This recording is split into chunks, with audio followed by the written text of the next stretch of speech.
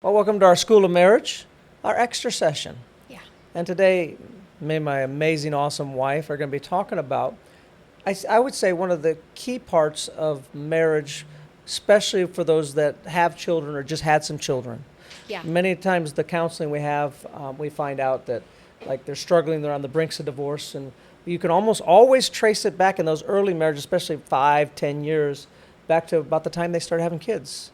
Because this stopped being the primary They relationship. began making new habits and not necessarily good ones. And the right habit is that this is the primary relationship. All other relationships are subject to this. And revolve around it. So correct. this is first. If this is not strong, nothing else is strong. So what happens is you begin to have kids, and all of a sudden the child is the center of attention. Right, their the needs- center of the world. Yep, their needs become more important than one another's needs. And this stops. It just stops growing. It begins. So anything that's not growing begins to stagnate.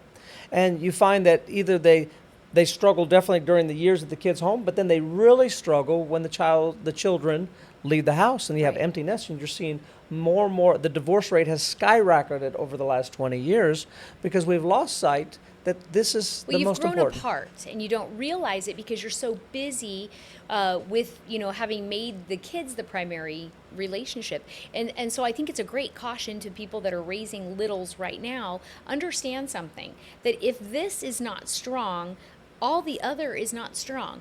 There is nothing more in the world than your kids wanting. I promise you, they want mom and dad to be primary to each other. They may not act like it. They may No. want to, they're going to beg for your time, and they're going to, try to get more time with you, and they're going to, maybe cry and fuss. But I promise you, talk to anybody whose parents are no longer together. They will tell you, I'll give you especially anything. children, I would give anything if my mom and dad were together, if my mom and dad would love each other. The greatest gift you can give your kids is the reality and the evidence that you love one another. And the practical things that we've done over the years.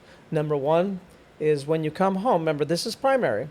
When you come home, when you two get home from work or one gets home from work, whatever that looks like, I would come in and the kids jump in the arms like, hey, and then I'm like, I love you so much, I'm going to go have some time with mom. Yeah. They're like, oh, no, we want to have time. No, I love you too much to do that.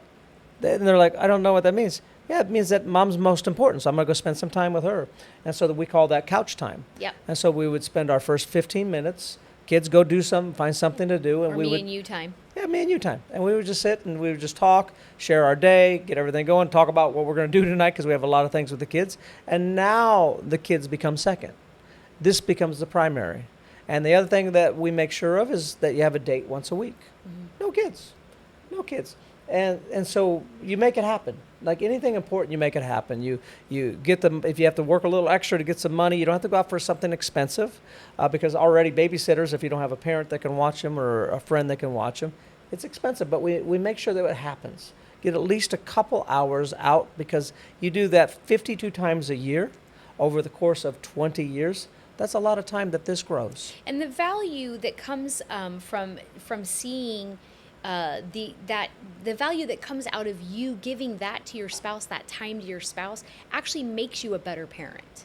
100%. It makes you a better mom. It makes you a better dad. When you know that your spouse is so head over heels for you still, there is something really powerful about that. You now parent from that value, that position of being so highly loved by your spouse and this partnership. And in those moments of me and you time, that partnership it grows, and you do talk about the kids and your goals and your dreams as a family and what you're going to do and what you're heading to.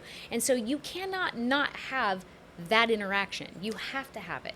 And chase each other. Yeah. Embarrass the kids, especially they get in junior high and Yeah, high it's so school. fun. Kisses and hugs and ooh, I Hugs. chased mom around the house and Yeah. like ooh. And then your right? words, your confession over one another. Your dad is so good looking, and my daughter's like, ew. I mean, now she's at a place where she's like, yeah, my dad is a good looking He's a man. handsome guy. Yeah.